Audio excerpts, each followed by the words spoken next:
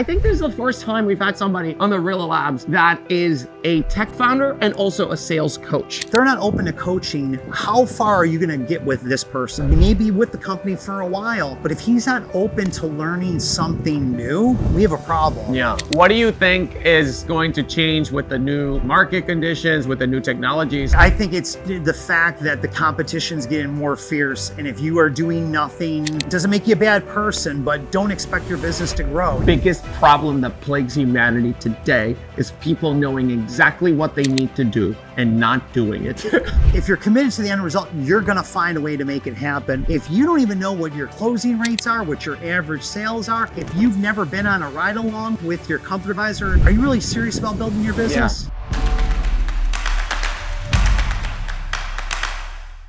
Welcome, everybody, to another episode of the Rilla Labs. My name is Sebastian Jimenez, your host, the founder and CEO of Rilla, and today I am in Palm Beach, Florida, with a very special guest, DiRe. He is the former founder of Successware, which is one of the biggest field service management softwares in the industry. He is the founder and CEO of HVAC Sales Coach, which is one of the top coaching agencies for home improvement contractors. And he is the author of this awesome book called Winning the HVAC Game, an owner's guide to beating the competition and dominating your marketplace. DiRe, so happy to have you here, man. Thanks for coming to Florida. Yes. We actually filmed this podcast in New York, and we screwed up the audio. So because I felt so bad, I was like, Chris, let's just do it in wherever you are. And here I am in Palm Beach in this beautiful, this is a country club? Are we in a country club? Yeah, this is the country club of the community that I live in. Amazing. So we are here in Palm Beach, Florida, doing the Rilla Labs remotes. This is the first time we're doing it outside of the studio. So this is going to be a fun time. It is. So Chris, for those of the viewers who don't know anything about you, Successware, obviously a lot of people have heard of Successware. Mm-hmm. But tell us, how did you get here? You're coaching contractors now in how to improve their sales. You founded a tech company. I think this is the first time we've had somebody on the Rilla Labs that is a tech founder and also a sales coach. Okay. I think the other one that comes close is Jim Johnson, who's the founder and CEO of Contractor Coach Pro, which is also a coaching agency. Mm-hmm. And he founded a tech company that was acquired by AccuLynx in the roofing space for a little bit. But you did, you just did Successware. Yeah. And you also owned an HVAC company yourself. Yeah. And you also now own a coaching agency, which is a very, very interesting kind of blend of experiences. So why don't you tell us, how did you get your start? How did we get here? How are you here? And why are we sitting here talking to you? Well, it started off in Buffalo, New York, where I lived for most of my adult life. I moved down to Florida about 2 years ago, but I lived my whole adult life in Buffalo and went to school. My dad was in the heating and air conditioning business in Buffalo, and I was, in college. I wasn't sure what I wanted to do, and while my dad was in college, he got involved with two guys by the name of Jim Abrams and John Young, who happened to form this contractors group, which was really like the first contractors group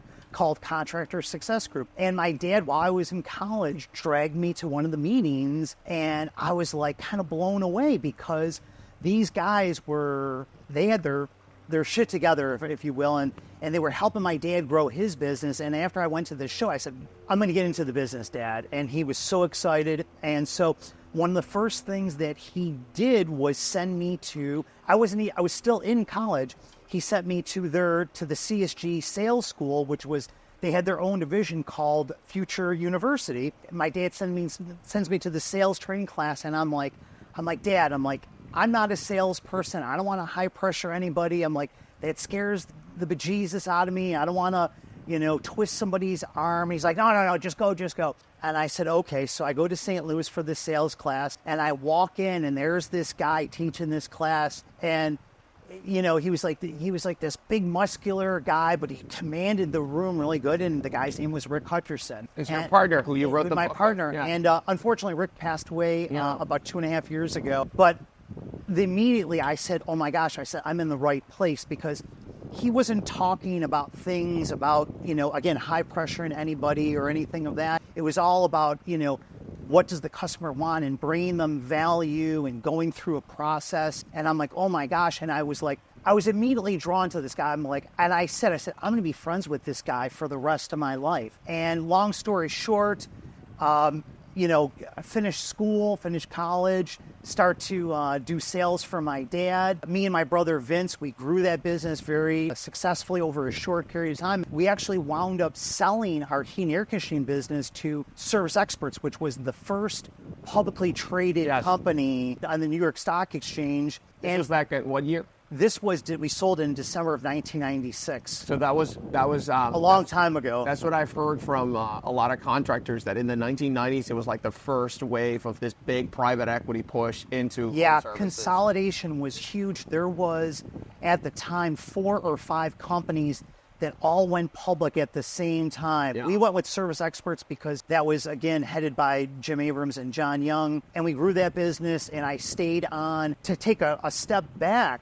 While I was in high school, my dad, again, my father, Vince, who's 81 now, I love him to death. He's a very progressive guy and always looking to grow the business. Well, he bought a software program in 1987, first software program to run his heat and air conditioning business. And it turned out this guy made all these promises and, said he was going to do this, that, the other thing. And what it really was a glorified mailing list program. I mean, it really didn't do much. So my dad had all of his customers on 3x5 index cards. So he's like, okay, Chris, this is what we're going to do. This summer, you're going to take all these customers off the index cards and type them into this computer. And I'm like, so you want me to be stuck inside the office doing this all summer long? He's like, yeah.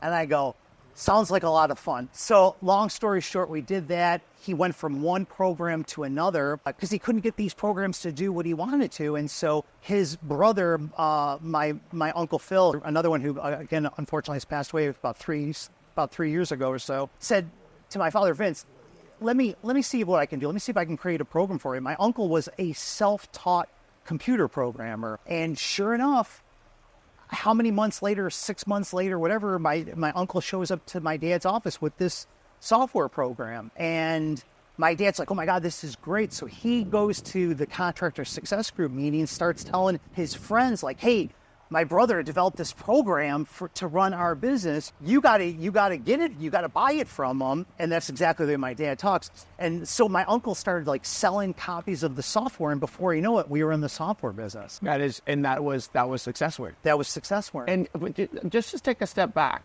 you went to Contractor Success Group with Jim Abrams. What is the name of Contractor Success Group today? Today, it's actually nothing. It doesn't exist. It doesn't exist anymore. It went through, it became ISL, and then ISL was then bought by someone, and then it kind of just dissolved. But there's obviously a bunch of different contractor groups out there, but that particular group is no more. Okay, got it. Because I know there was Nexstar was also founded around the same time. It was about the same time as CSG, yeah. So, but Nexstar had a different name as well. It was like Contractors 2000. Contractors 2000, and they had their first meeting. But it's so funny, in the 1990s, so many of the personalities that we know today in the industry came around that time. Like Joe Crisera was around that time. He went to the first Nexstar super meeting. It wasn't called that. Dave Geiger and Ken Haynes and Frank DeMarco, they were all in that private equity roll-up game, like the consolidation in the 1990s. What was it about the 1990s that there was so much consolidation happening where companies were going public, and why did that die out? What happened? What happened was that these companies,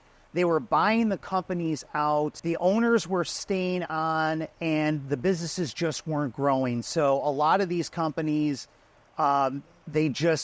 it fizzled out. They weren't growing. They were acquiring the companies, but the companies themselves weren't growing. And in a case like Service Experts, it kind of got to the point where the business wasn't growing. They wound up selling to Lennox. Right. And a lot of these companies, either they were no longer going to be publicly traded anymore. They were going to be sold to a private equity company or merged in the case of with Service Experts, getting merged in with Lennox. It didn't work. But why didn't it work? Because it's happening now again, where you see a lot of consolidation, especially after COVID, and there's a lot of private equity companies coming in. Some of them thinking about going public. Some of them thinking about selling to even larger places. So I think a lot has changed in terms of the fact that the owners aren't the ones running the businesses anymore. It's true in some cases. Some of them I know the owners are still there.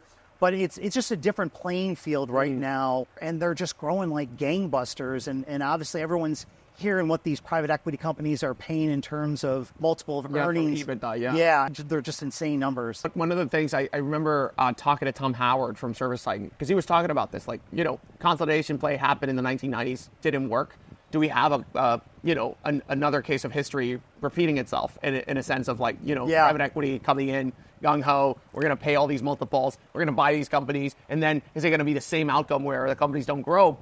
And you do see some private equities that are struggling, but you do see some that are actually growing. Yep. And Tom Howard, who's an executive ServiceTitan, he said that the difference was technology. And back then, when you acquired all these businesses, it was hard to get the economies of scale, to get all the systems to communicate, to actually get the marketing, to work for all the different companies, to get a call center that can help all the different companies, to get data sharing and best practices, shared across the network. And it was a machine that was not well oiled because talk about like putting the little punch cards in the in the systems and being able to aggregate lists, and now you have so much more technology adoption in the industry. So when private equity is coming in, not only are you able to make the businesses better from a business perspective, you're also able to make the whole better than the sum of its parts. I agree with that. By being able to share data, right, between companies. Like you have companies that, if you acquire an HVAC company in a territory and there's another plumbing company in the territory, you can now share leads for cross-sell leads. So, you could kind of on the home, that's been the Neighborly play, where Neighborly literally has every single type of home improvement project that you could ask for. They have windows, they have shelves, they have HVAC plumbing, electrical. And that's one thing that is different today than it was back then. Generally, if you were a heating air conditioning contractor, that's all you did. Nowadays, it's you do heating air conditioning, you do plumbing, and you do electrical. So there's so much synergy now with that. When you do that, when you add new product lines, you increase the lifetime value of every customer. Yes. And then it does become economies of scale of like, how many more product lines can I add to the same brand? Yeah. We could have the same marketing, the same call center, the same sales practices, the same coaching, same training, but we deploy it across different product lines. And if I acquire different companies, Authority Brands, who you know very well, they've done this playbook with, the Mr. Sparkies and the Benjamin Franklins, right? So getting synergies across there. But you see that happening. But what do you think is going to happen now? Do you think that the new technology, the new way that the industry has grown to be more like we want to sell all the different products and services, do you think that that's going to create a different outcome than the 1990s? I definitely think so. And it's evident. I've got a client of mine who grew a very successful heating and air conditioning business. He brought on plumbing. He sold to one of the private equity companies. I don't want to say. I think when he sold, they were doing their run rate was around $12 to $13 million a year in business. And last I heard from him, and he sold the business. It was 2 years in August. I think they're already close to about $30 million of run rate. Oh, wow. So, they're killing it. So I don't think these private equity companies are going anywhere. I think the competition for the small guy is going to be more tougher than ever. Yeah. And, they're going to have to up their game. And I actually want to ask you about that, because you did that with Successware. You did the whole journey where you started as a small business, you grew the business, and you sold the business. Yeah. So let's go back to, when you were in high school, when the idea came up, when your dad told you that we had to put all these little punch guys in 1987. I graduated in 1990 from high school. I'm dating myself here.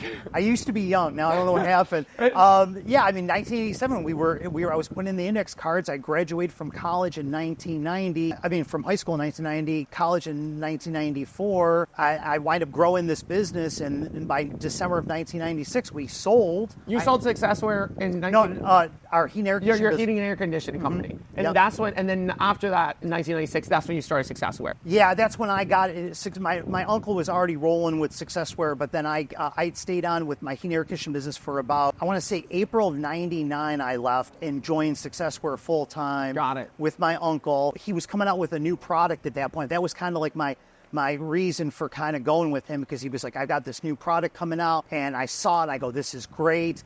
And we grew that business, and then we sold that to the parent company behind Ben Franklin Plumbing and 1 Hour Heating and Air Conditioning. When did you sell that? That was 2000, oh my gosh.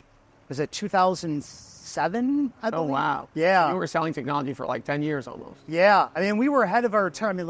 Everyone talks about ServiceTitan, but we were well ahead of our time back then. In the 1996, 97, that was like even before Salesforce was. Yeah. Salesforce was 1999. Yeah, we were ahead of the times. It was on-premise, I imagine. It wasn't cloud when it started. We did cloud before anyone even knew such a thing. Really? Wow. So Successware is like getting the cloud. And so tell me I mean, about... 1999, we were doing cloud then. That is crazy. It wasn't called cloud. I forgot even what the heck we referred to it as. It was different, but we were light years ahead of everybody. How did you... I mean, you the way I'm thinking about this is your uncle was the programmer and you were the kind of the sales kind of... I was the sales department. Yeah, In 10 years of being with Successware, I was the sales department. So you sold every customer. I had a sales assistant for 6 months in that entire time. Everybody else I sold. So the whole time at Successware, you sold every single customer. Yeah, and until the point that when I left the company, we were at 836 clients. That's crazy. And I sold every one of them myself. That is crazy. That's pat myself on the back, but it was just the fact that, like, we did, it was one of those things where we did a lot with very few people when we had Successware, and it was a great program, and it's still a great company today. It's gone through some changes and whatnot, and ServiceTitan is the company everyone wants to talk about, which there's even an entire chapter in the book about my uncle and ServiceTitan, and that's who I recommend these days. Is if someone... Your uncle and ServiceTitan. Well, there's the whole chapter about, because it was an important thing to talk about for if someone really does want to win. The name of the book is Winning the HVAC Game, and if you want to win the game, you need technology. Now, if I would have known about Rilla before I wrote the book, I would have put a chapter in the book about Rilla, because doing a virtual ride-along is a technology that was not even available. Yeah. We talked about this before, about this knowing versus doing gap, and yeah, I know that might talk about that. Talk about the knowing versus doing gap. Well, I think that for me, being a sales coach, it's funny because I train these guys, and Rick. I mean, no one trained more people than Rick. I mean, he trained thousands. He's a legend. Thousands. I was at a meeting with Southern Air, with the executives of Southern Air. Yeah. And so our AI, it's called Rick AI. Yeah. Our little AI that we put. They were like, like Rick. It was like, oh, and I was like, oh, you mean like Chris is Rick? Like, you guys got trained? He was like, yeah, this is where we got all our programming from. They're like, our step selling process. Yep. It was Rick. And then I started looking him up, and I was like, this guy's a legend. He is. I mean, when I work with these contractors, you train them, right? Okay, guys, here's the system, and we know the system works. Mm-hmm. Our system, whether it's for technicians or for comfort advisors, we know that it works. Whether you're down south, down here in Florida, or you're up northeast or out west or the heartland of America, the steps work. Yeah. The challenge is that you teach these guys the steps, but for whatever reason, they don't do it. Yeah. So it's this, and we've talked about it extensively, the knowing versus doing gap. That's what stops these guys. It's not that they don't know how to do it. It's just they're not doing it. Yeah, what our good friend Doug Wyatt from Synergy Learning Systems said, that the biggest problem that plagues humanity today is people knowing exactly what they need to do and not doing it for many different reasons. One of those reasons being, just like anything that requires thought and reason behind it, it's just hard to keep yourself accountable. It's hard to keep yourself disciplined to following processes that work. And it's very easy for you to, especially in sales, to fall back on your natural habits as a human being. Yeah. And when you fall back on your natural habits, it's likely that you're not going to be producing predictable results in sales. You're going to be producing random results based on how you feel that day and based on what you're thinking. And so, it's like, a good friend, Dominic Caminata from Grosse University, I was just with him at his event. He said in the Rilla Labs, he said something like, a lot of companies, a lot of managers are like afraid to use a sales script. It's technicians especially. It's like, oh my God, we don't want to use a script. We don't want to sound like robots. And he's like, well, if you think about it, actors in movies, they use a script. Mm-hmm. And they sound really, really good. What they're saying. He said, when you go and watch stand-up comedians, I used to be a stand-up comic, and you go and watch them. You're still a comedian. Okay, just make sure everyone knows that. Everyone knows you're still a comedian. I'm not.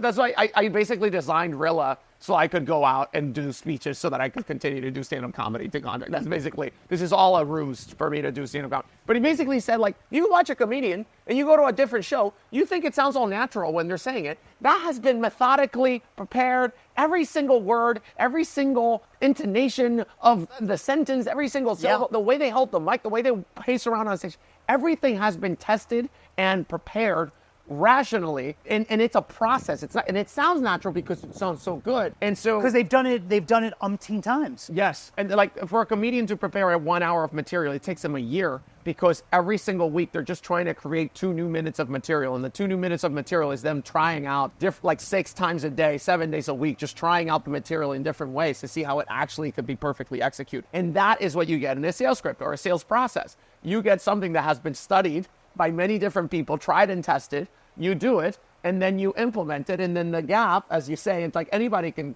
have a, these step processes are out there. It's in the book. You can go and read them. Yeah. The gap is not actually knowing what to do. It's doing it. And having the practice of like actually, understanding the steps, doing the steps, coaching to the steps.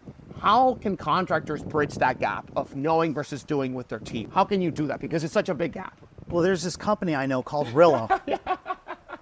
And you can sign up today. If the business owner is not prepared to go do a ride along physically, then they have to have something like this. And I say this not because, you're paying me some ungodly amount of money, which you're not, which if you want to pay, it's because they desperately need it. This is where the rubber meets the road. The money in this business is not made in the office. The money in this business, HVAC business, is made where? In the customer's house. Yeah. The technician, the comfort advisor. If we don't have control over what they are saying and how they're saying it, we are leaving it in their hands, our success. Yeah. And I say to owners all the time, I'm like, well, if you're not inspecting what you expect, that's something I learned from Jim Abrams in the 90s, then where's your business going? You've got to be able to know exactly what they are saying. So if you're not prepared to do a physical ride-along, you better be doing a virtual ride-along. Yes. And so for me, it's been a huge benefit as a coach because it is relevant to do virtual. And again, having one of my clients, I'm not going to mention by name, his comfort advisors were saying, Chris, we're following your system. We're following your system. We're doing it. Really? Okay. We get on Rilla. Yeah, are you hearing this? Because we're doing our Zoom sessions and we're playing it back. I go, yeah, it doesn't sound like you're doing what I'm saying. So it's a matter of, is it that they don't want to do it? Are they just stuck in their old habits? Or do they really think that they're doing it even though that they're not? Right. But having the evidence to play it for them. So there's nowhere that they can say, oh, well, that's I didn't say it like that. Yeah. No, you did. Here, wait, let's replay it again. It's that thing that like that gap of like how you attributed a lot to like just watching the game film versus not watching the game film. That's something that's become so insanely clear to me after talking to so many people in sports. A lot of our vision of our company and our product, we try to basically map sales into a sport. That's what we try to do. And so we try to learn a lot from the best coaches in the world, which, the world of coaching in sports is so far ahead of the world of coaching in sales and business because they really understand that's all they do. And if you look at the schedule of a high performance coach in any sport, like college football, NFL, you look at their schedule, 80% of their time they spend reviewing game film. Well, and if you ask the typical HVAC contractor, tell me, Mr. Owner, how much time this past week did you spend practicing role-playing, listening to role plays, going on physical ride-alongs? They're going to say, they're going to look at you like, well, I was kind of busy this week. I did this at Pantheon. I did a thing at the end of my speech where I said, anybody who's ever done a ride-along, please stand up. And most of the room stood up. Mm-hmm. Most people had done a physical ride-along. And I said, anybody who's done a ride-along this year, keep standing, everybody else sit down. And literally, only 20% of the room was still standing this year. And then I said, anybody who does a ride-along at least once a month, every month, no matter the month or the season or how busy you are, how tired you are, please keep standing, everybody else sit down. Just once a month. It was literally I could count the people with my hands, with my fingers. It was less than 10 But people. that's where all the money's made. And most of them were actually Rilla customers who are using the virtual ride-along. So, because when you ask the sales manager or service manager, hey, what was it, how many ride-alongs are you doing? What's the number one answer to the question? Not enough as I should be, man. Oh, I try to get out there, but I'm too busy, blah, blah, blah. So you're leaving it up to chance. You're leaving a chance. And it's funny because I can remember there's a former client of mine, say they have a sales manager, and I would ask him, I said, and I don't even want to say his name, I would say, we'll say we'll call him Bob, even though his name's not Bob. I said, Bob, when's the last time you did a ride-along? Well, they got me doing this. They got me doing. I'm like, you're a sales manager. This is not a huge 500-person company. Like, this is like, you've got 3 comfort advisors. You're the sales manager. If you're not spending 50% of your time doing ride-alongs, what are you doing? Yeah. And the owners that tolerate that, and I use that word tolerate that, if they wonder why their businesses aren't growing, why they're losing sales to the competition, well, how are you getting your people better? If you're not inspecting what you expect, how the heck are you getting your people better? That's the big gap. Because people assume that just because you have the... Exactly. People assume that's the mistake. They assume that just because you tell them what to do, that they're going to do it without you inspecting it. There's a book, I don't remember what it's called, and it's by the coach of the Green Bay Packers. I don't know if you know... The old Vince Lombardi? I think so. Is that the guy who won so many games? Yeah. And he had one move that he would do. He would practice... Vince Lombardi's thing is he would practice the fundamentals. It wasn't about trick plays. It was about the funnels. We're going to block better. We're going to run the ball better. We're going to do that. Is that the guy who had that one move? It was like the sweep or something like that. And I'm not sure. I think it was him. It was like the Green Bay Packers, right? And he would just run. And I don't, there's a book written about this. And it's like they would run the same move in every single game. And the other teams learned that they were going to do the same move, and they would try to prevent it, but they couldn't because it was so well executed. It was a simple move. And he was like, we're going to do this move every single time, and we're just going to get it to perfection. And it wasn't like all complicated. Like, it wasn't a difficult thing. Right. It's like a very basic move, like a sweep or something. It's the fundamentals. And they just did it, and every single week in practice, they would just get an extra inch and an extra inch and an extra inch. And they ended up winning, I don't know how many Super Bowls. They just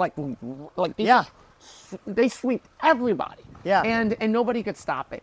And the gap was in that the coach came up with some genius plan that nobody could uncover because it was so secret and so kind of complicated. No, it's like a simple move that anybody could do, but nobody actually took the time to get it to that insane extra mile that they did. The simple, that gap. So you've got to knowing what to do and doing it. And that's the number one stumbling block. People nowadays well, what's the big thing? And well, I mean, for me nowadays, it's that's one of the services I offer. I offer a virtual ride-along. So that's one of the things that if they're not prepared to do it, then you better hire someone that's going to do it. Yes, you have to do it. And this is so important for people, just to talk about numbers for a little bit. So I said coaches in football, coaches in any sport, they spend 80% of their time reviewing game film, and then the extra 20% of their time at practice showing what they learned from game film so that you could actually adopt it and then bringing it to meetings. And that's how athletes spend a lot of their time. Football players, they actually don't practice that many hours of the day because it's literally physically impossible because your body, they practice for an hour and a half a day. Yep. And then the rest of the time is reviewing game film and going into meetings to see how they can do better the next day and actually getting lined up together. If you're a coach today, you have to be spending at least 50%, but it's the idea managers spend so much of their time doing busy work and doing office administrative work and doing things that are not high leverage activities. They're not moving the chains. They're using the football analogy. They're not moving the chain. The day in the life of a modern sales manager, it's so long the sales manager, long live the coach, okay? You have to plan your day out. You're either training or you're coaching or you're recruiting. That's the only 3 things that you should be doing with your time. That's right. And either you're doing physical ride-alongs, spending a lot of time, or you're doing virtual ride-alongs so that you could be on the same page with your reps, so that when you go in a one-on-one meeting, everybody knows what's going on. Everybody knows the truth, and you can actually get that extra inch in the process. Without a doubt. It's a 16-step selling process. I'll talk briefly about this so that people can understand how important this is. I happen to be a power user of Rilla. I use Rilla on my own salespeople. I have a team of 10 salespeople now, or 12 actually. And we're growing really quickly. I've never had an experience of training salespeople without having visibility into what they're saying because I started with Rilla and I did it. My average close rate is 45%.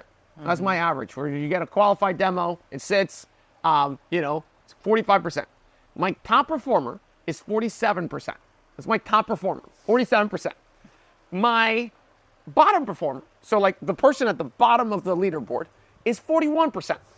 So top to bottom, it's right here like this. Why? Because in every single call, I've done over 1,000 ride-alongs this year.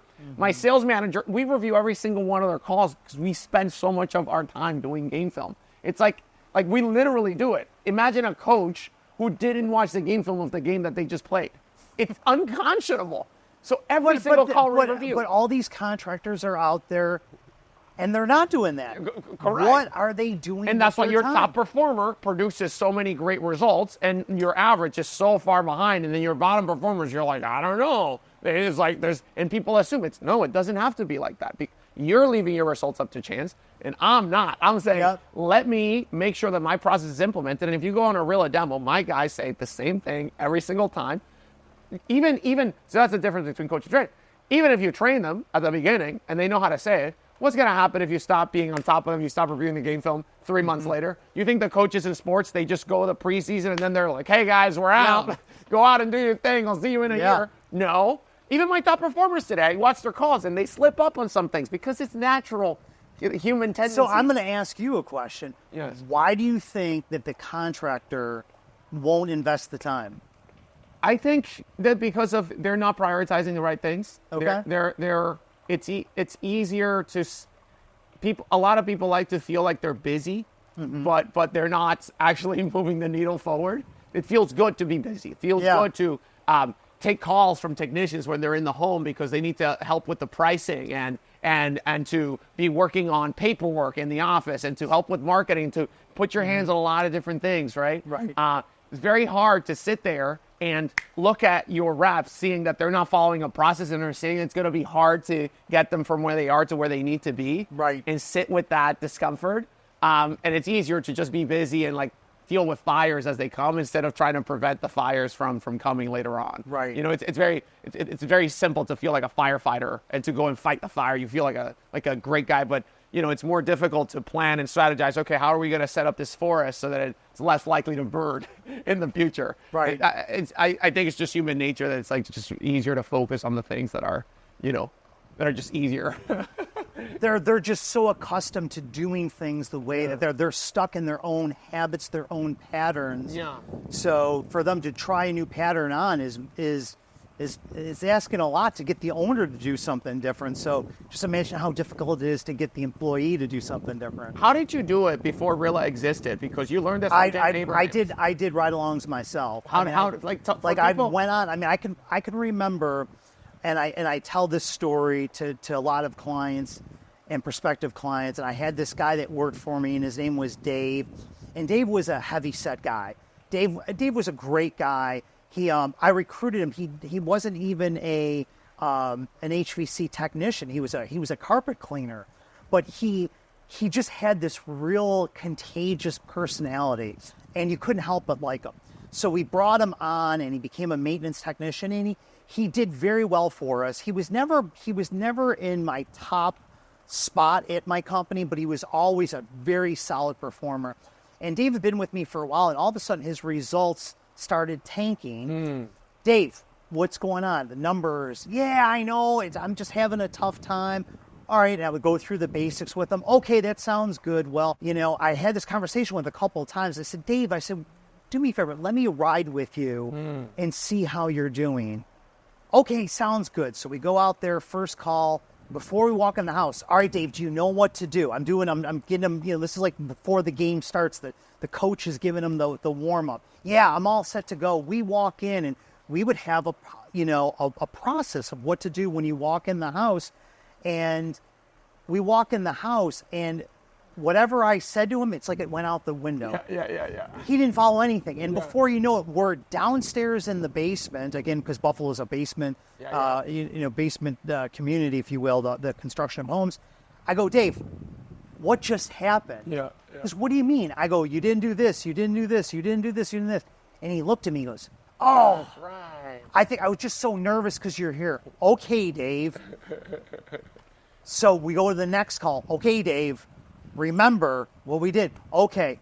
It's like Groundhog Day. You know the movie with Bill Murray? It's Groundhog Day. I go, Dave, what's going on here? You did the same thing. Third call, Dave, listen. We're not going to repeat the first two. No. I go, you're going to do this. You're going to do this. You're going to do this.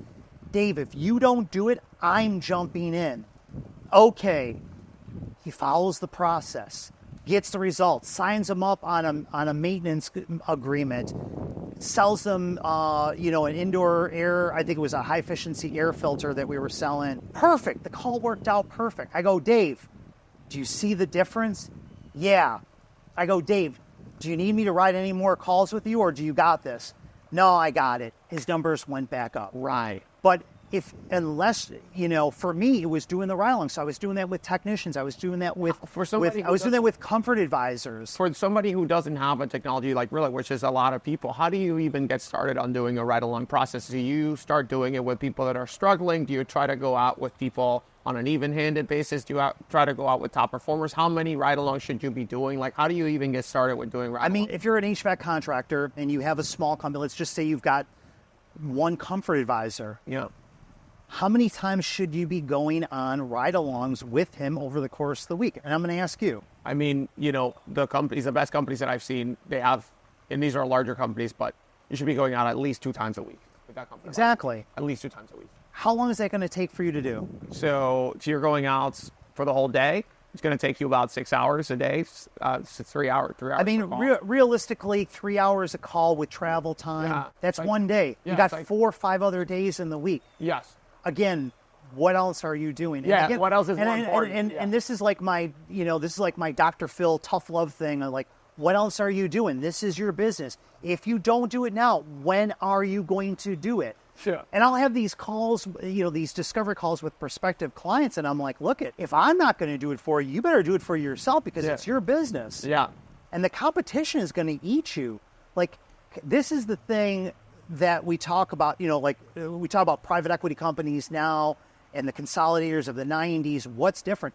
The competition is 10 times more advanced today than it was then. So if you are not preparing for this, you are going to get your lunch eaten all day long. When they say that they're too busy, it's like, imagine if Nick Saban, we had Nick Saban, we're having him at the Rilla Masters 2025. He's going to be the headline speaker. And I've interviewed him before. And it's like, imagine Nick Saban said, I don't have time to review game film because I'm too busy filing the paperwork for these athletes and making sure that they got all their paperwork. Like, that's what people are saying, that they're too busy to even, forget about Rilla, they're too busy to be doing ride-alongs because they're busy doing what exactly? Right. Taking calls from people in the field to help them with pricing. Why not just take all that little time that you spend on these 5-minute calls, all this busy work, staying busy? Start somewhere. Yeah. You can't make it for 2 ride-alongs a week. How about 1? Just do 1. Yeah. Do 1. Most people are not even doing once a year. Because these owners are not going to like what they see. When they go out there, yeah, they are not going to like what they see. That's part of the reason why they don't do it. They don't even want to know. They don't want to know. They want to be like, oh gosh. Yeah. Because they think, a lot of them, they think that they either think that they're doing it or that they don't care. Right. But it's not pretty. And it's a very big gap. Like, when you talk about the competition, when we talk to all these like private equity backed businesses, like, dude, you should see some of these operations. Like, even before Rilla, not only do they have a ride along process, it's like, you talk to some, not going to name them because they have one of the best operations I've ever seen. They have a whole process where it's like all their managers are required. Like, they have a scorecard where they get measured on doing ride-alongs 3 days a week. 3 days a week. They have a scorecard system where every single step of the process, they rate them from a 1 to 5. They say exactly how you did. They quantify. They bring the results back to the office. When they sit down in a one-on-one meeting with the rep, with the comfort advisor or technician, they go over their metrics and how they follow the step, because they're coaching to the inputs, not the outputs. They're like, if the inputs are great, the results will take care of themselves. It's the Saban thing of following the process, doing your job, right? Like, Saban said this at Alabama football. I interviewed him. I was like, what's the secret to success? He's like, we'll just follow the process. We made sure everybody followed. That's why Saban, he was one of those guys. He didn't coach to outputs. He coached to inputs. There's a famous video of him, of his team. They're winning by like 40 points in the fourth quarter, and they started getting all lazy, and they dropped the ball, like fumbled the play, and Saban's like furious. They were winning. They're gonna win. It doesn't matter. And Saban's furious, like, what the hell are we doing? Get your hands out of your ass. We're playing football, damn it. Because for him, it wasn't about the results. Yeah. For him, it was about the following the process to excellence. Yes. And a lot of contractors, they're just like, oh, the results, let's coach the results. And let's, like, oh, your numbers are down. You're doing it the wrong way. But they're not actually trying to make the results go up by actually focusing on the inputs, which are controllable, which Yes. are following the steps of the process, going into the home, setting the agenda, saying you're going to walk around, saying you're going to present some options. Most people are not even presenting financing because you're not even aware. So it's like this idea of like coaching to the inputs. And some of the best companies out there, and I see it when I hop on a call with, like, the first question that we ask is, how many ride-alongs do you do? If they tell us like, oh, not enough as I should be, we're like, this business is struggling. And if they tell us we have a whole ride-along system, we have a whole process. Well, how about when I talk to a prospective client and I say, well, tell me about your closing rates of your comfort visors, and they don't know. They don't even know. And I'm like, hey, how can you even realistically say you're serious about building your business? And listen, if you don't care about building your business, if you're comfortable with where your business is, that's fine. But let's be real with ourselves. If you don't even know what your closing rates are, what your average sales are, if you've never been on a ride along with your comfort advisor or tech, are you really serious about building your business? Yeah. It's probably the highest leverage activity that you can do as an owner or as a coach, as a sales manager, to be going out there, just doing ride-alongs, and it's such a big app. One thing you talk about, is the truth that nobody wants to talk about. in the book, you mentioned, what is the truth that nobody wants to talk about? Well, there's actually a couple different truths. The first truth is that is the owner really committed to the end result? Because if you're committed to the end result, you're going to find a way to make it happen. When my dad, I love my dad's story, and I'm gonna brag about my dad here. So my apologies. Is that he was committed to the result. If you told him, Vince, in order to grow the business, you got to go dress up as a chicken to in front of your business to get people to come into the parking lot, he would have done it. Yeah. No matter what it was. So how committed are you really to the end result? And most owners aren't. What are you spending your time on? Yeah. Right? And do you really even have the right team? So we talk about sports analogies because that really is the best way to the parallels between sports and business. And do you have the right team? Because I got to tell you, most people don't even have the right team. I'll go into a business. It's very easy for me to find out after a few coaching sessions with a team on an HVAC company, are these guys committed? The comfort advisor technicians, and the most part, they're not. How does somebody fall in the trap of having the wrong team in their business? Bad recruiting, not having standards. Yeah. I mean, they hire someone based upon the fact that they show up to the interview and they've got a pulse. Yeah. And you've got to have the best team. You can't have anybody working for you. You want to have the best person. Now that doesn't happen overnight. So it takes some time. You've got to weed out the people that shouldn't be on your team and replace them with the people that should be on your team. It's going to take time, but you got to have standards. You can say, like, is that acceptable? If you've got a process, and let's just say for your technicians, if you've got a process for your technicians, and one of those is that they've got to offer the customer a service agreement. If they don't do that, right, is that acceptable to you? Right. Is that acceptable? No, it should not be. It should not be acceptable. So I'm going to ask you, Sebastian, you're the HVAC contractor. How many calls are you willing to let this technician go on without asking if the customer about a service agreement? How many calls are you going to let him go on without him asking? To me, if it was me running the business, I give him feedback. If he listens to the feedback the first time, amazing. If he doesn't, I give him the feedback again. I said, if you don't listen to the feedback again, I'm going to have to, take you off some calls, change the priority on the system. If you keep doing the same wrong thing, then I'm going to be like, hey, listen, man, I'm going to have to take you off the booking for a week. And if you keep doing it, once I put you back in and be like, hey, listen, man, next time it happens, I'm going to have to let you go because you're not following this business standard. We're not a good fit for each other. Yeah. But so I would give him like a couple, but it's I learned this from Jocko. It's like escalated kind of punishment and reward. And you don't need to be a jerk. I mean, one of the things that I say is, my first rule of management is don't be a dick. Yeah. Right? You don't have to be a dick, but you need to be on the same, you need to have standards and be on the same page. Hey, Sebastian, I want you to work for our company. I think you're great. You do this well, you do this well, you do this well. one of the things we want to do is we want to build an iron cage around our customers. And the best way that we know how to do that is to get them to be a service agreement customer. Because being a service agreement customer, they're going to be more predisposed to calling us than somebody else for this reason and this reason. So it's imperative that we've got to at least offer them a service agreement. Now, if they don't want to say yes, that's perfectly acceptable. But what's not acceptable is to not ask them. To not even offer them the option. Right? Because you're depriving them of the opportunity. So I'm going to ask you, you got to do it on every call. Do you know how to do it? Because if you don't, I'm happy to work with you and show you how to do it. But we've got to do it on every call. Right. Fair enough? Yeah. Okay. So one of the things we're going to do is, Sebastian, we've got this software program called Rilla, and we're gonna hear what you're saying. If you don't offer the service agreement to them, I'm going to say, hey, Sebastian, you didn't offer the service agreement. Did you forget or what happened? And I'm going to expect on the next call that you're going to do that. Yeah. Is that fair? That's totally fair. Okay, great. I'm glad we had this conversation.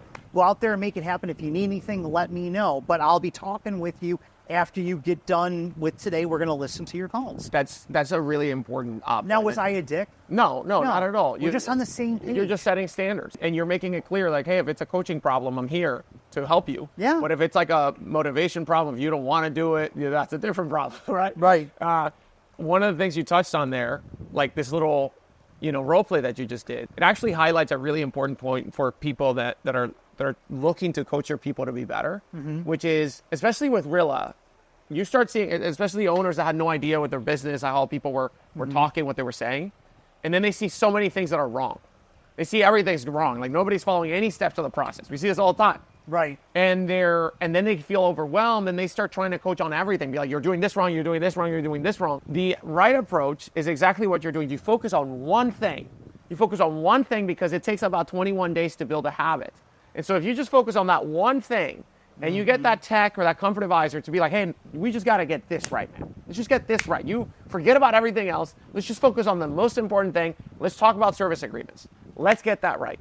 Let's talk about setting the agenda. Yeah, don't give them everything. Yes. One thing. And then you see on the next call, that's the thing with Rilla, you can see, okay, did they do it right? Okay, they did it right, but they're missing this thing. Okay, now they're doing it, but if they're trying, that's why when you ask me, like, how much, it's not like if they do it wrong, I'm going to let them go. If they're improving, and I see that slope, it's not about the intercept, it's about the slope. If they start talking about service agreement, but they're bombing it complete, but at least they're offering it now. It's a step. Okay, now I'm going to be like, okay, hey, you see how you said it here? You said it way too late in the conversation. You should have offered it at the beginning, maybe at this point when you talked about the problem. Just make it sound more natural. And then they start doing that. And I'm like, okay, let's get that working and that working. And remember, it's that coach that, that one move, allow them to win that Super Bowl. And then you keep doing that for at least 21 days. They learn the habit. And then when they got that, you're like, okay, let's move on to point number 2. Right. And you start coaching on that. Exactly. That's what we've seen the best way to do. Because now you go from a period of like, you have no data. Now you're overwhelmed with data, with all the data that Rilla's giving you. You don't get overwhelmed if you prioritize an extreme focus. Without a doubt. And the other point you mentioned is, which you talk about in the book, and you mentioned it a little bit, it's like when you go to talk to the customer and they say they don't want to, that's totally fine. It's just about presenting the option. It's the process. Yes. It's the process. You've got to follow the process. So we talk sports. So, if you look at John Wooden, who was the coach behind UCLA basketball, the Bruins, he was the winningest coach in basketball history out there. He focused everything on process. Yeah. He had his thing, and this is a story, and I would encourage people to go and learn more about it. He wrote several books. He passed away years ago, but he wrote several books, and one of the first things that he talked about is making sure that you're putting on your socks properly. Mm-hmm. I mean, what a mundane thing to talk about, but he's every step of the process. So are they following the process? Yes. If they are, well, okay, let's get it better. Let's fine tune it, if you will. But it comes down, I think it comes down to one of the things that you had asked me before we started here was you said, well, what's the difference really with the top A-level performers and those people that aren't? Yeah. And I think it comes down to one of three things. Number one is they've got to be open to coaching. Yeah. Right? If they're not open to coaching and you hire somebody, whether it's me or anybody else, if they're using a tool like Rilla, or if they're not open to coaching, how far are you going to get with this person working for you on your team? Again, on your team, that's because that's what this is. Are you going to go far with this person? Yeah. Now, he may be a nice guy, right? And he may be with the company for a while, but if he's not open to learning something new, we have a problem. Yeah. It's where are you going? So number one trait in salespeople is coachability. If they don't have that, it's Coachability, impossible. right? Because if he's not coachable, there's nowhere to go. And that goes with having the right mindset. Sure you've heard about this, the growth mindset versus the fixed mindset. You've got to have someone who's at least willing to know that, hey, I don't know everything, so I am willing to learn something new. If you don't have something like that, you're probably going to butt heads with this person because if they're not open to coaching. So that's number one. Number two is they got to have the right skills. So we talk about this is having the right words because, as you know, words have power. Yeah. Right? If I say to you, Sebastian, listen, man, you're a great guy. You know what? You're a good son. You're a great business owner. You're funny. People like you. You feel good about that, don't you? But if I were to say, Sebastian, you're a jerk. You're like a dunce. You don't listen. You're nasty to people. You're not gonna feel good, are you? So words carry power. So that's the one thing that we've got at our disposal is what words that we're using. That's our skill set. When we're in someone's house, our words is what makes the difference, isn't it? Yeah. Right? The third thing is your voice inflection. How you've heard, for anybody that's married, they know this. It's the wife will say it's how you talk to me. It's not what you say, it's how you talk to me. Yeah. So it's not only what you say, it's how you say it. So if someone were to do nothing but just focus in on those three things with their team members, they're going to be light years ahead. When you talk about the power of words, can you give some examples of what are some words that people often use that are bad words and some words that they should substitute them instead? The reality is that I tell people this, there's no new objections. You should never be walking into a house and hearing something completely new. Yeah. I've been in this business for over 30 years, right? There's nothing new. I'm not going to walk into someone's house and go, oh my gosh, that's the first time that I've heard that before. Wow. Yeah. You shouldn't be surprised at anything that you hear. You should be prepared for it. You should be choreographed. So I'm going to answer your question with probably the thing that I'll give credit to Rick. Rick's first rule of closing is know if you can close. If all the decision makers aren't there in the house, are you going to be able to close? No. If they don't have the amount of time that you need, are you going to be able to close? No. And if they've got someone else coming out later that day or tomorrow morning, an appointment scheduled, are you going to be able to close? Probably not. Probably not. You want to put the odds in your favor. So if all we did was get them better in handling those three things, so we talk about the words, you've got to be able to handle that. If you're not able to handle that, you're going nowhere. You got to put the odds on your side. And if I know that those are three things that are going to happen, and I don't care where the contractor resides, again, whether they're in Florida, they're in Missouri, they're in New York, Texas, you're going to hear those three things. Right. And it's going to stop you from I need to talk to my husband, I need to talk to my wife, I don't have time, I need to talk to somebody else. So it's almost like trying to structure the conversation in such a way. You know that those objections are out there. You better be prepared for it. This is something that you talk about, which is the end of high pressure sales. Yeah. Like that is going away. And you're getting, and some people here, you talking to be like, hey, we need to use the right words. We need to be highly scripted. And people think, oh my God, red alert. This is sales speech, salesy, sleazy. But Rick and the whole process when you saw in the 1990s, right, that it was all about not selling. It was about getting the customer to want to buy. Well, you've heard this phrase before. People hate to be sold. Yes.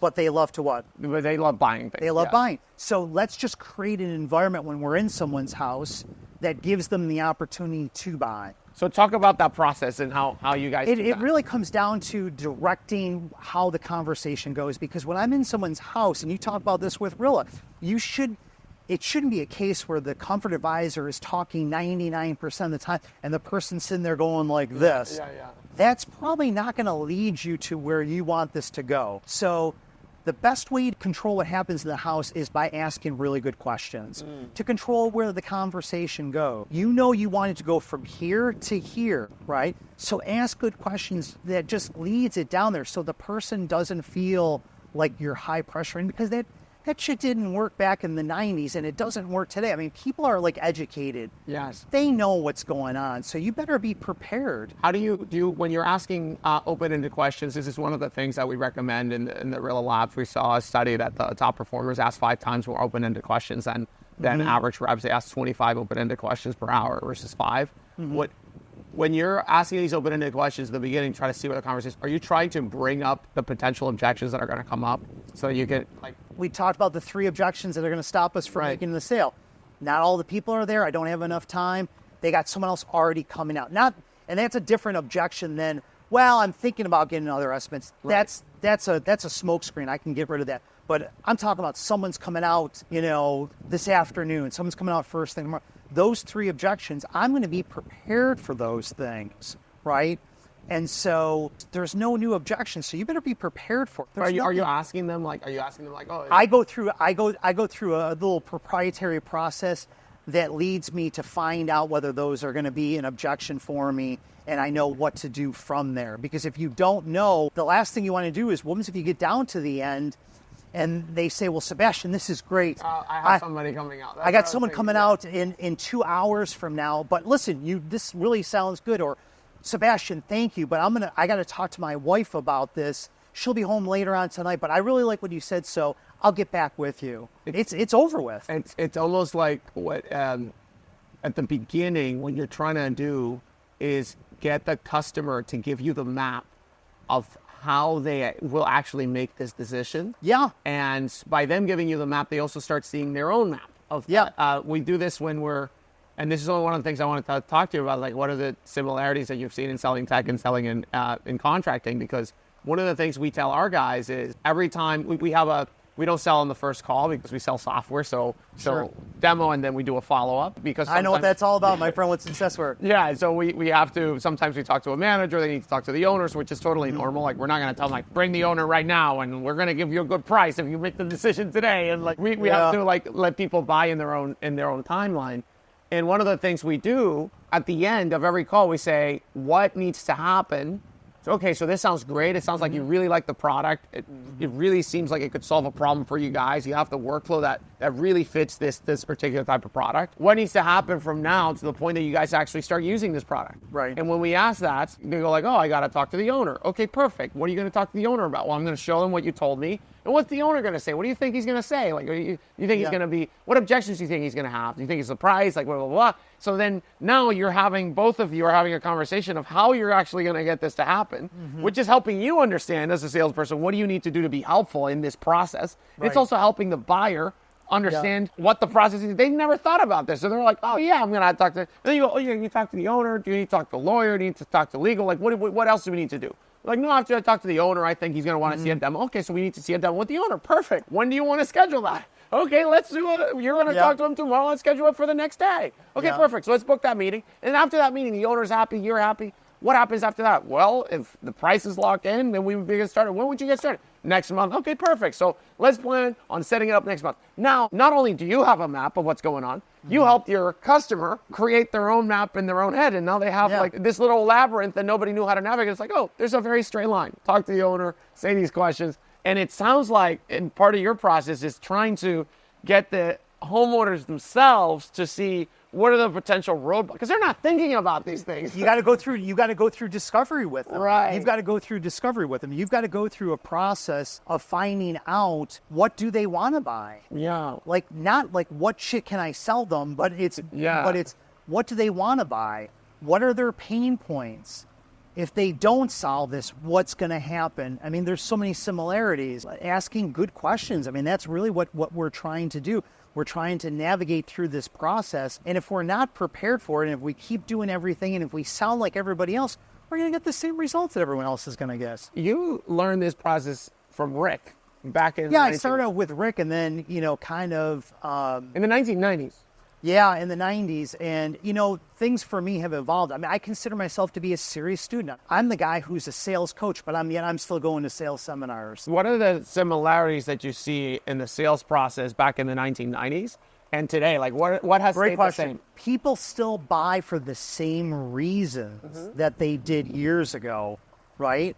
The same reasons, but the process is definitely different. Okay. So they're buying for the same reasons, but the environment's changed. One of the things, and you better be prepared for, is that it's even more difficult now to get all the decision makers there today than it was back then. Yeah. What about the people that work from home and you show up and they're like, hey, I got to jump on a work call. Right. You do what you got to do. I got to be on my work call. You better be prepared for that. Right. So we teach a process to handle that, because that is a definite roadblock that didn't exist 20, 30 years ago. When you say that people buy for the same reasons, but the process has changed, what are the same reasons that people buy? They want to be more comfortable. They want lower utility bills.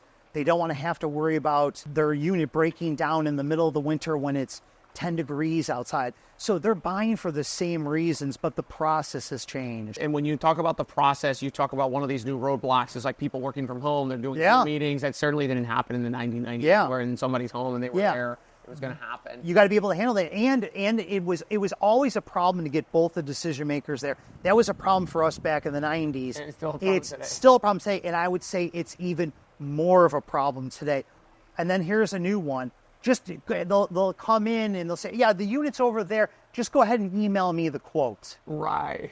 That didn't happen back then. Right, because you have to get the quote right there. Yeah. And what about the internet? Like, I mean, obviously we talk about email, we talk about Zoom. What about like people's ability to go and research everything online? How has that changed? The reality is that they're saying that now, but it's the same amount of people that used to do research back then. It's just more accessible. Got it. There's the majority of people are not going to do research, but they will say that as a defense mechanism, right? So they're going to throw out a lot of defense mechanisms out today that maybe you didn't hear of back then. Yeah, and it's almost like the new homeowners now are like millennials who are less likely to know because they're less likely to do things themselves in the home. You're more likely to want to Google and just outsource it to a contractor. So on the one hand, they have more accessibility to information, but less desire to want to learn about the home improvement project. Like when you talk about some of these new roadblocks, I mean, like getting both homeowners present, that's not even something that happens when you're there. That's something that happens beforehand, I imagine. Yeah, it's there's part of a process before the comfort advisor even shows up. And we coach our clients and be able how to handle when you're on the phone with them, how to properly navigate through those waters to ensure that we've got the highest probability to get them both there or all there. Because sometimes, if it's not a spouse, maybe if it's a family member. I own the house with my father. I own the house with my son, with my brother. Right. So you got to navigate through those different areas, if you will. But you've got to be prepared for it, that even if you do everything right on the phone, still there's going to be it's going to happen. Yeah. You're going to show up. The wife's not home. The husband's not home. The father's not home. The brother's not home. And it sounds like with your process, it's not really like trying to get the high pressure, like let's do the one call close. It sounds like you open it up to a second meeting, a follow up. Like yes, without a doubt. Yeah. Talk about that, because that's a big, I learned that back in the 90s, and I was closing. I kind of figured out that my personality type when I got to college and I was running sales appointments, and I was terrible when I first got started. Right. I mean, I was god awful bad. So when I kind of figured some of this stuff out, that like this whole thing about trying to push through and sell when it was just one of the spouses were there was not going to be something that was going to work for me. I wanted to make sure that I could do this would fit my personality type, and so I became.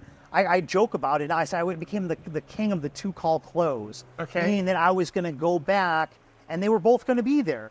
And I kind of figured out the framework of what to say, again, the words, right, so that they would be eager for both of them to be there. Not that I had to fight to get them both back there, but I was going to say something that they were both going to be eager for them to be back. So my closing rate was pretty darn high. How many of your deals got close to the second call versus the first call? I don't remember what the percentage was, but I can tell you that my closing rate on marketed leads, because you've got marketed leads that come in from advertising and then tech-generated turnover leads. Well, at our company, we didn't have, all of our technicians were able to sell in the house. Once in a while, we would get a tech lead, but for the most part, it was all marketed leads. My closing rate was 70 to 80% on marketed leads. 70%? 70 to 80%. Holy crap. Which is high. And I'm not bragging on myself. I'm saying is that because I went through this process and I had to go back a second time. But I knew that if I didn't go back, my closing rate was going to be in the toilet. And most comfort advisors, I mean, they're lucky if they hit 30, 35% closing rate. So when I say to a prospective client, like, hey, you know, my baseline for working with your comfort advisors is 50% on a marketed lead, 90% on a tech-generated lead, they're like, really? And I go, yeah, that's what we're going to teach them to do. So that's interesting that you master this idea of the two-call close, right? Because you hear so many contractors, the one-call close, so many other sales coaches train on the one-call close. What you're saying to me, it really goes back to this original point that we were talking about. It's like not just knowing what to do, it's like doing it, right? There are successful companies that practice a one-call closing mechanism. Yes. And there's companies that, you know, have a really successful rehash where they go on the first call, they have an inside salesperson follow up, and they actually close it. There's people who are really good at sending out the tech, and then they have the comfort advisor on the phone where they literally hand the phone to the customer, and the comfort advisor is talking to them on the phone without even having. So there's different processes that you can actually do to achieve sales excellence. For you, you really figured out how to do it on a two-step, two-call close. Yeah. You found that process, but it's the difference between you and other people is not that you're doing the two-call close, that you really, really, really went in on that process and you figured out all the little tweaks, all the little knacks that you have to figure out to get that process to work. I'll say this is that a lot of people when they book a call to speak with me and whatnot, and maybe we start the training with them, and the comfort advisors want to know give me the ways of how to answer the objections, and I'll say, wrong guy. I'm all about the process because I want them to sell themselves, so at the end they say, I've seen enough, you're my guy, yeah, let's do this. Yeah. Like, I don't want to get into a big drawn out battle at the end. I want the sale to happen effortlessly. I call it zero resistance selling. Yeah. Right? I want it to happen without any resistance. At the end, it's a natural evolution, and that it's easy. And yeah, there's different ways to be right, but how good do your people have to be in order to be able to do that? It's like when a lot of the times to the one call close, it's like you get to that critical period, it's like, how much is it? And everybody's like super like, you know, like nervous, like, oh my God. And then they say like, oh, it's going to be $25,000, silence. Oh my God, everybody's uncomfortable. And then it's like all these tactics to try to get them to close. How do you prevent, in your process, it sounds like you try to eliminate that from even happening. Yeah, I mean, we go through that, and that's part of one of the steps is to kind of get the person to identify what type of buyer that they are, and that to start talking about price early on about, you know, what happens when you get cheap price. Like, let's not pretend that they're not going to be concerned about price. Right. If we're waiting till the end to talk about this whole thing about price, and if the comfort advisor is scared to talk about it, what do you think's going to happen when they show them a system for $25,000? Right. It's not going to end well. So you've got to kind of establish the value early on and make that a part of the thing, and really not sounding like the competition, because that's the one thing that most comfort advisors, most technicians, they sound like everybody else. When you talk about identifying the type of buyer that they are, what are the different types of buyers? Well, you basically got to get them on the framework that, you know, there's one of the things is price, and to get them to admit, you've got to get them, and I go through a process with them. It's kind of from price here. What I'll say is to get them to admit that they're not going to buy just based upon price alone. So I handle. So what is it that they care about when exactly purchasing a particular system? Do they care about, you know, the quality of the air? Do you care about energy efficiency? Do you care about having the best equipment? Do you care about having the most affordable option? Do you care about the reliability of the thing? Like, is that what you're trying to identify in the process? Yeah, there's that, and it really comes down to showing them. You know, everyone says we're the best. Sebastian, we're going to do the best work. We're going to give you the best service. We're going to do this. We're going to do that. But I'm talking about an evidence-based approach when I'm talking with them. I'm showing them evidence. Here's what we offer, and showing them. And I'll hear these words that come out of the customers, out of their mouths. They'll say, "I've seen enough." Not I've heard enough. I've seen enough, because I've shown them enough evidence to get them to say, "Oh yeah, I want Chris to be my guy. There's no doubt in my mind." Because everyone's saying Like this. showing, not telling. Showing, not telling. How do you show that you're the best in not telling? Well, that's a proprietary secret. You got to read the book. You got to read the book, you know. Well, Chris, we talked about some of the things that changed over the years. We talked about, some of the new roadblocks that happen, like people working from home, having to take meetings, harder to get both people in the home present, and how to deal with that. Having people more accessible with research on the internet, although, that might not be that big of a roadblock. AI's a big thing right now. You have tools like Rilla now that can actually allow contractors to be doing game film way more than ever before. Yeah. You've probably done more ride-alongs on Rilla in the past few months than you've ever done. Yeah. ever. Yeah. Because you've done them so much faster.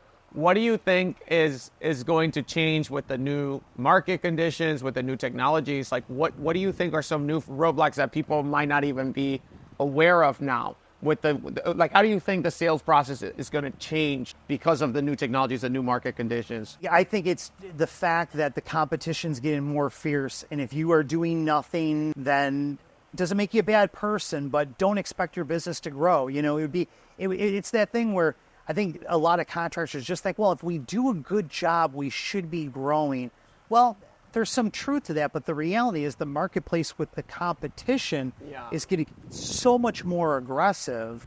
If you're not raising your standards, you're not going to get the level of success. So the guys that are getting to the next, plateau of success, they're not waiting around. They're out there doing it. They're using tools like ServiceTitan, like Rilla. They're hiring coaches. They're